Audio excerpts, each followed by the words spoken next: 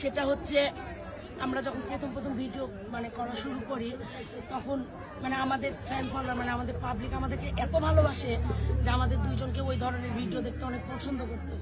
এই জন্য আমরা আস্তে আস্তে ওই রকম ভিডিও করতে আজকে মানে আলামিনের অন্য এক জায়গায় বিয়ে হচ্ছে বিধায় অনেকেই আছে, অনেক অডিয়েন্স আছে যে অনেক কষ্ট পাচ্ছে।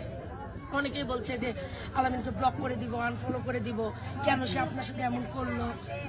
তো না, ও আমার সাথে কিছুই করে না।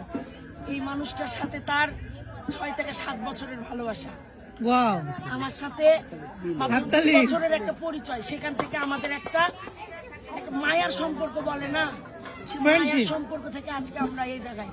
তো আপনারা যে আসলে এত ভালোবাসেন আমাকে, এটা আমি বুঝতে পারিনি। তবে এটাতেও কিন্তু ওর প্রাধান্যতা বেশি।